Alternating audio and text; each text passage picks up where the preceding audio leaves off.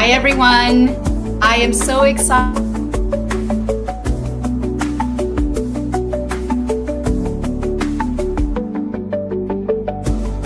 Hi, everyone.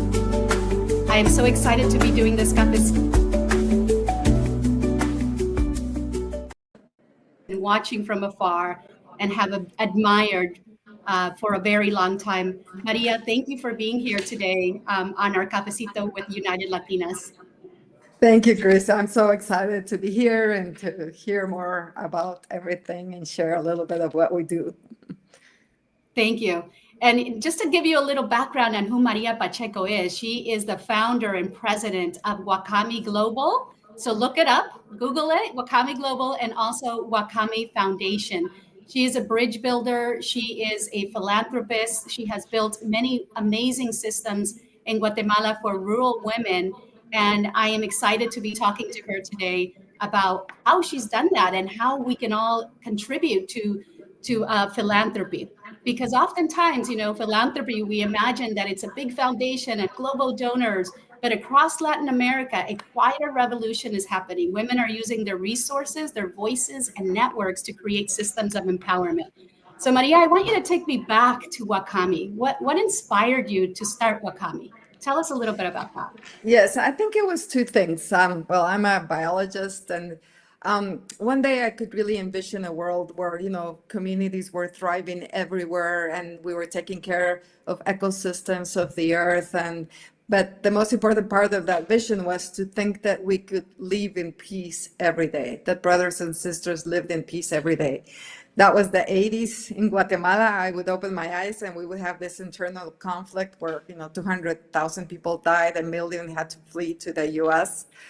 And seeing what I think impacted me so much was going to refugee camps during the war and really seeing mothers struggling to keep their children alive because there was not a doctor or a health center, a refugee camp. And, when one of those babies died in my arms, that, it's like, I got to do something. And then after the war ended, there was, for the first time, a famine declared in Guatemala. So actually more people started dying because of poverty than because of the war. And again, I had the opportunity to go to villages and see women saying, I have $5. Do I try to save this sick child or try to feed the other 7? So I think that's where Wakami was born, in that context of, oh my God, we have to do better. A better world is possible. And so in talking to the women in the villages, the community where there was a famine, I think everybody was giving food, and the women said, we love this. This is a gift that lasts a week. But, then we're back to the same place. So I asked the women, what can we do? What can we do that will change everything? And what they said is the beginning of Wakami. They said, Maria, if you can help us sell what we produce, the rest we can do. So that's how I became a merchant by being asked by the rural women. Yes, wow, that inspires me so much because I've always been of the mindset that it's better to create to pour money into development, right, as opposed to charity. Because giving is just a quick fix, that's charity, but development, creating systems that are going to be there for a long time and create sustainable systems that are going to feed families, that's important to me. So I'm sure you know many stories of many women. Can you share a story with us of a transformation you've seen right before your eyes? Well, I think, like you say, we've seen many. Today we have here on the call Ale and Mariana. They're going to the village of Marla. And Marla is, I think, the standard of what can happen when women have opportunities. Marla is from a village where the concept was, why educate women? They're going to get married young. They're just going to be mothers. Don't invest in their education. So with Wakami, we always start with women at what are their dreams? What moves you? And then we're going to make that happen. So, Marla said, I don't want my daughters to live through the same things I had to live. I want them to have education, to be healthy, to have a life of freedom. So Marla started making the Wakami bracelets, and her kids started graduating from grade school, then junior high school, then high school. Now one of them has graduated from college, and the other two one of them is third year law school, and the other one is a senior in college. and seeing how her husband changed. And I think the most important thing is seeing Marla now knowing that she can do anything that she wants to. So I do think seeing that change from extreme poverty to not only thriving, but also being the inspiration and the change maker for next generations. I think those are one of the things that I love about creating opportunities for people. You know, I think in Guatemala, we don't say that there's poor people. I say there's people with big dreams and few opportunities. And once you bring those, it's just great people with great dreams. Yes. I think one of the common threads with United Latinas and your organization is that women are now not asking, how can I help? Right? But they're asking, how can we create those systems that are going to empower other women to create independence, not dependence, higher education, entrepreneurship, those things we know that help women. And one of the things that I hear over and over is that when you help one woman, she pulls six others with her. Have you heard that saying before? Yeah, I yeah. think it's from the United Nations. So, um, yeah. What challenges, though, have you encountered? I know that running an organization like this, there's got to be some challenges. What challenges have you encountered in balancing the organization? I think that there's many challenges because, like as we have talked, so Wakami, the idea is to be a business that sells products that becomes a highway to markets, and many women can produce through that. Um, so for us, it's like we want to. I mean, we have to be competitive in the market at the same time that we're working with less competitive communities and with certain conditions that make it hard. But I think that's what the heart of the mission is, and that's what we've been really trying to build this company that is beautiful trade, a trade with beautiful products, but at the same time, a trade that transforms the communities that produce them. And so, yeah, the challenge is at the end of the day, money talks. So um, how do you become competitive? And I think for us, what we realize is we're not going to be a cheap factory of products. We can't do that. So that's why we decided to be a brand, and a brand that inspires our customers, a brand that has beautiful products, more and more bringing art into our brand. And that way we're not competing for something cheap. We want to have products that inspire people that buy them, that enhance our community, and that transforms the life of us, not just the villages, but as we see the women in the villages change their lives, as we see our team with the impact that we can have on our customers, realizing the world they're creating through these products. I think that's a sense of community, and that's a sense of through products you can really change the world, and that's a piece of the world. Before Wakami used to say, hey, we want to change the whole world, but now we know we have this community, this place where things are working differently, and how we unite and collaborate with others, like now, being connected to Latinas in the US, and how we grow this community. The challenges are many. Just for a normal business, for a social business, multiply that by 10. But I think when the dreams are big, nothing stops the dreams. Absolutely.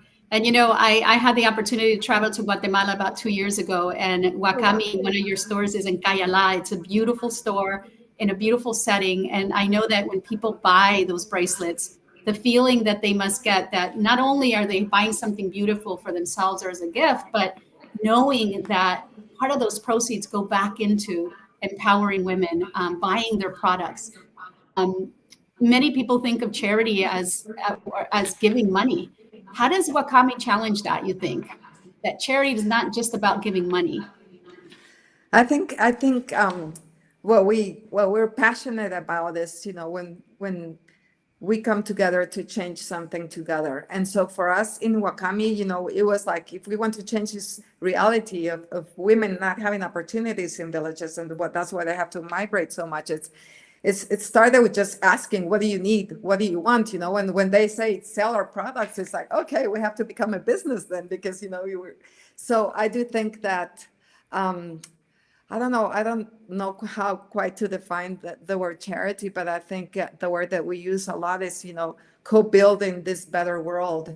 And initially, the women, they needed us to help them with many things, but once they're empowered, now they're part of building this world. So I think together, everybody giving their talent. So I would say, with Wakami, we say sometimes we find people like with, like with zero opportunities. Once you bring them, then you partner with them and you explode and you create this new beautiful world. So I would say that we're passionate about this kind of trade that gives opportunity to people that most likely wouldn't have that opportunity, and all of us around coming together to support a system like that. Because to get started with Wakami, we did need donations, we did need trainers to go to the villages, things that if you put that price on the bracelet, it's going to be really, really expensive. But we find it that it's a charity that gives opportunity so people can then sustain themselves and then pull others with them. Because when you said the 1 to 6,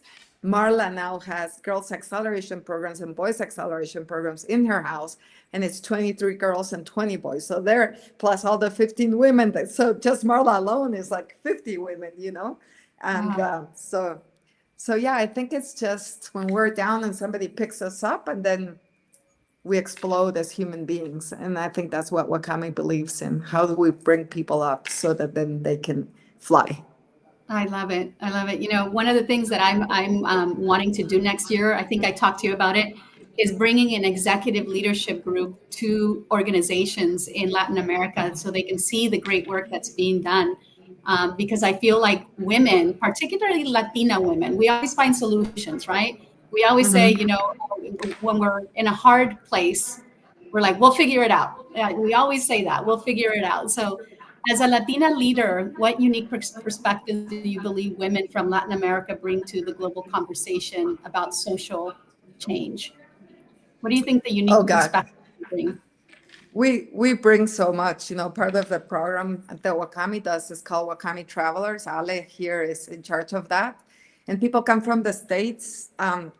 Saying we want to help, and then they come to the villages and they see these women that maybe we're complaining about traffic in our cities. You see these women going up the hill with the water, with a firewood, with the baby, and you see them with their eyes bright because they're accomplishing dreams that for other countries we might take it like, oh, for granted, like feed a child or educate your children.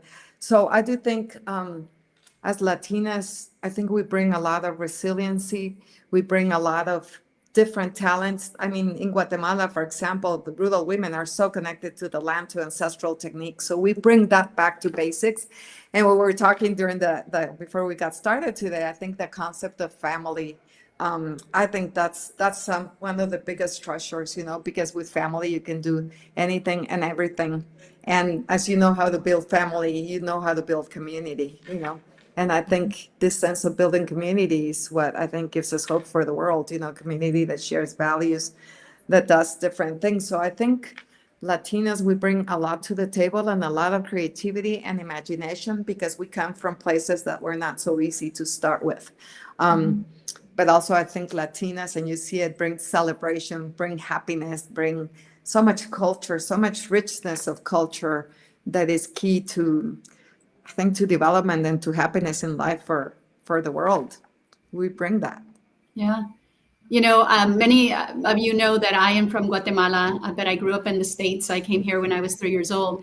One of the Yeah. big things that always was a challenge for me is that I grew up in the United States, which is a very independent country. So I was taught to be independent, to do things by myself, to get things for myself. But then my mom always reminded me of the collective, culture that we have, that we help each other, that we increase efficiencies together. How do you think, what lessons can the world learn from the way that Latin American communities practice collective care and giving?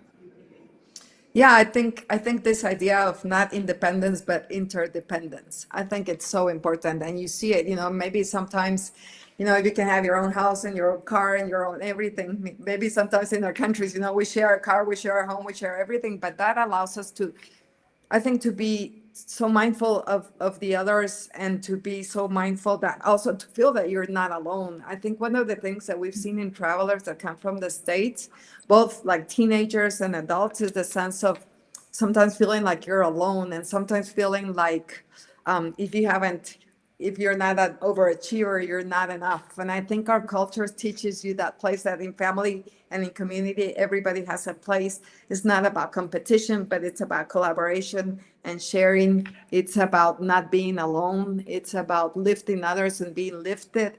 So I do think this sense of being togetherness is something that sometimes our communities bring with so much value. I think in family and in community, it's not about competition. It's about collaboration and co-creation and celebration. And I do think I've lived in the States too, so I know a little bit, I mean, how I feel in different places. But I think that's one of the rich things that you see in our cultures, Yeah. and the resiliency and the not wanting to give up, even though things are really hard, because in our countries, things are, really hard. So no, that's what I would say. I don't know what you would say, being born in Guatemala and being in the States and now seeing these different worlds. Yeah, no, I think, the collaboration and not feeling alone within a family unit, right? So I know in my family, I never felt alone. There's always people around. We're always cooking, Mhm. right? But Whether you then when want you, them or not, they're around. right, and then I'm married to an American, and in his family, it's not like that. Everybody's in their room, and so it's different. But I think we can learn a lot as organizations, right? As nonprofit organizations, or as networking organizations like United Latinas, that when nonprofits and organizations genuinely partner and they combine their strengths and expertise, resources with a common goal, that we can accomplish anything. And we don't have to duplicate efforts. We just have to uplift each other and know that there's enough for all of us. I think that's a Mhm. big thing for nonprofits. There's enough for all of us, and that people want to help. So collaboration seems central to your mission. From a local artisan's global brand, what makes partnerships meaningful for you, Maria? Yeah. I think it's realizing that the size of the challenge and the dream is huge. And we realize alone, like us, we have some talents, but not everything. So, we have a saying in Wakami, an individual dream is strong, a collective dream is unstoppable. And I think that means partnering with others that are so good at many different things. Like, for example, the reason that I'm talking to you now is because, somebody came from the States, John Quinn, he lives in Davidson, he loves Wakami and says, how can I build more partnerships? So, we traveled to you. We work a lot with Rotarians. We work a lot with different organizations, because I think if the dream is to have more impact, you realize that the more people that share it, the bigger that's going to be. So I don't think there's much you can do without collaboration. And in collaboration comes growing, but it also comes from celebrating and recognizing the other organizations' talents and potentials, and also recognizing what we can bring to the table to others. So I would say, for me, the word collaboration, collective dreams, if we want to create a different world, it's the only way through. And it comes from recognizing what we are good at, but recognizing what others are good at and how we enhance and multiply, what we can do together. I love that. And I think, like, women like you and I, and Latina women in general, because we understand that collectivism, I think we're able to form those partnerships and those collaborations much easier. I've seen it in so many settings with Latina women collaborating, so it makes me really happy. But can you share a little bit about, I know last time we met, you told me a little bit about a coffee farm that you're kind of collaborating with. Is there anything that you can share with us about that? Yeah, well, like I said, initially I'm a biologist, so I love the earth and ecosystems. But when we started working with women in Wakame, it was all handmade products because that was fast and everything. But now, as the women are being empowered, and we're also getting into agriculture, so now it's the earth and people together creating a different future. So now we are into regenerative agriculture, so working in farms where there's coffee, so the people harvest the coffee, but now we also have like banana plants are the shades to that coffee. So I think in 1 or 2 weeks we're getting the coffee, the banana fiber machine, so we can also extract the fibers and make beautiful products, textiles and bags and different things with that. And in those ecosystems, we also bring chickens to really improve the nutrition of children. So those chickens, fertilize the coffee and also give the eggs. So it's this circular economy where everything's connected. They also have like bees around the house. So it's really this beautiful, I call this village kind of like my Shambhala, or my, ideal world, because it's people really connected to the earth, and in this diversity, in this agriculture that is regenerating the earth. At the same time, they're making, beautiful products. So I think for us, I see in Guatemala, and especially in indigenous communities, this connection to the land, this that can, right now, that's fashionable, anything that's sustainable, anything that's good, and it's been hidden. It's like little treasures throughout Guatemala and throughout Latin America. My daughter is a designer for Wakami. And every time I send her to the villages, she's like, oh my God, those people are artists. And it's like I would send her to Disneyland. It's like there's so much talent in that. So for us to be able to not just bring the talent of the handmade, that Guatemala has beautiful textiles and art, but to bring the elements that the earth give us to create a brand that then sells products like these.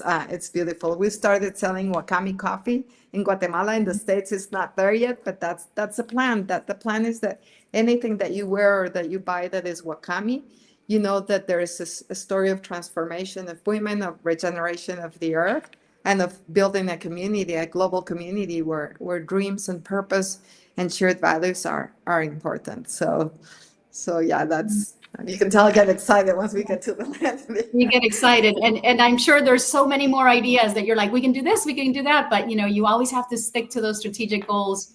I understand that. I lead an organization, as many of you know, in Honduras, similar entrepreneurship, teaching English, leadership skills, and agriculture as well. And you're right about, when you give a woman an opportunity, they cherish it so much that they go beyond your expectations. It's not just thank you. It goes beyond their expectations. Um, so tell me a little bit about the legacy that you hope Wakami represents 50 years from now.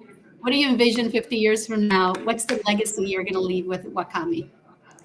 I think that they believed that a better world was possible, and that really started happening. And a world where, everybody thrives, where prosperity is there for everybody, a world, a Guatemala where people don't have to leave for the US to feel their dreams, can have an opportunity. I think a world where also, if more and more what we choose to wear, to buy, is also connected to recovering the earth. Um, but at the end, I think those are like the products in the way. At the end, I hope the legacy is a community of people around the world that are working together and that are creating this beautiful world that we can be. And it starts by recognizing that in our diversity is the wealth, that in our different talents is the opportunity to put them together to create something new. That purpose is very important, that the power of dreams is really unstoppable as we celebrate each other and work together. So for people to keep believing. Yeah. Yeah. I love that. I love that. And so many women have that fire in their belly. They have those dreams that they're born with, that those gifts that God gave them. And I thank you for seeing that in other women, because that's exactly, I think, what Wakami is doing, is making sure that that fire in that belly stays alive, and multiplying what you're doing. But anything else you would add? Oh, go ahead. Yeah, no, I just wanted to add in that, we've been working with women for 20 years, with Wakami. I'm also part of Vital Voices Global Leadership Initiative. And from that side, sometimes you can look at men like, oh, they're not so good, or you see the harsh side of men. But I think right now what we love with Wakami is that as women get empowered, the men around us are transformed. And we're also starting to see this beautiful men emerge, like this beautiful masculinity that protects women, that makes them feel at home, but also respects and encourages them. So I do think that by empowering women, men can also be themselves too. They don't have to follow this machista or anything. So I think we're seeing beautiful families emerge with much less domestic violence, with women being able to get educated, with just like men. So I do think as we become empowered, we allow men to be empowered too, and to really become truly who they are. And that's where you get peace. I think when you no longer feel like you have to fight for women's rights, but you already are conquering those and men are acknowledging those, then it's like not fighting, but just walking together, with men in our families and boys and girls in our families. That is so important. I think oftentimes we miss that. So thank you for pointing that out. I mean, it forces families to level up, right? And the Mhm. pressure is not there to provide. But another piece of that is, a lot of women are left alone because men can't find opportunities in their country, so they're forced to migrate. So I feel like we're Uh-huh. curbing migration issue as well with empowering women, because now when you have two people working, right, the men are working in the fields oftentimes, and the women can work with designing their products. That often alleviates the pressure to leave. What do you think about that? Are we curbing migration? Yeah, definitely. I think so. As there's, the issue why people migrate, one is security, or one of the issues but the other one is economic opportunities. So as women, as the men work the land, and it's a limited amount of land, but the women can work in handmade products. So you're diversifying the income. And there's one of the women from the villages that says, when men and women have an opportunity to generate income, the dreams of the family become a reality faster. So that's what you're saying. But also, right now with so much climate change, Guatemala is really one of the countries most affected by it. So if you have only men relying on agriculture and you get a drought or you get things, but now you have also products made by women by hand that don't depend on agriculture, then you also diversify the risks and double the opportunities for the income. So that's why Wakami, we work with both, because then you decrease risks. If there's another COVID and there's no market, people have the chickens, the gardens, the farms, the bananas. And if there's I don't know, a big drought, the families have the handmade products. So it's also diversifying the opportunities of income in rural Guatemala. That's where at least my passion got started. I No. don't know. Yeah. See. No, with our organization, what we see is that 95% of our women, they stay in Honduras. They don't migrate because they Wow. have opportunities. They're either going to college, they're opening up their own businesses, or they're Mm. going back to their lands and helping their parents with their agriculture, building agriculture businesses. So I think it's extremely important that more organizations look into doing that, providing opportunities for more people. Like you said, those pockets, those beautiful pockets all over Latin America where lots of things can be created. But And I as think go ahead. no, no, and I was gonna say, and that's why it's important to get together, because, I cannot, in Guatemala right now, I think it's 25% of people that can access the formal economy.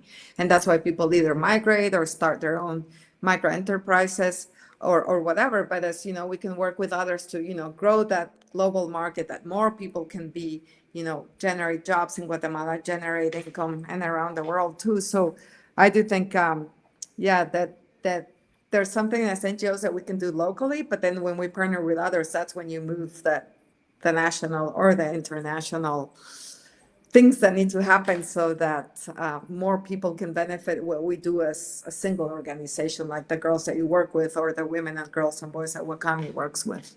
How do we Yeah, create a bigger system change? And that's where these connections become so important.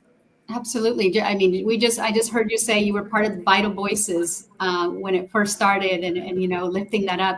One of our girls actually just got a scholarship from Vital Voices this week, and she's Oh going my on God. to a bigger and better things. So how all of that is connected, right? How I'll play a role in that. And I So think now that you mentioned Vital Voices, with Vital Voices Global Leadership made a study of how women lead differently. And one of the things is a woman gives, and it's just generalities, right? But a woman has an opportunity, you want to share it, right? And so mhm. for me, I was a mentee in Vital Voices Washington. And when I saw that, I was like, oh my God, how do we recreate this place where women support women, and instead of women, like, uh, criticizing women. So that's how we brought it to Central America. We have a thriving Central American Vital Voices chapter. And what's beautiful about legacy, I brought that. I was in there like 10 years, and now there's young people, young women taking it to the next level and giving opportunities for girls like yours. So I think that's good to hear. Everything's connected. And Everything's sometimes we see connected. that. the impact, and sometimes we don't. But I think, like you said, it's the intention, what we were talking with you at the beginning of how, and the intention that this space is to create a better world, to make it better for women to know that there's another way to live, to live. Yeah. And we're at the heart of creating that, because as women, we're connected to life in a different way. Whether we're mothers or not, we're connected to life in a different way. I love what you said. We are at the heart of it. I think women are the heart. So, Maria, we're at time. But thank you so much for joining us today. You're just a true inspiration and reminder of that leadership and philanthropy is about lifting others up and creating opportunities and seeing the ripple effects of that. So, thank you, mi Thank amiga, you, Chris. here today. Hope to see you Thank soon. you. Hope to be back in Charlotte soon. Yes. Ciao. Bye. Bye.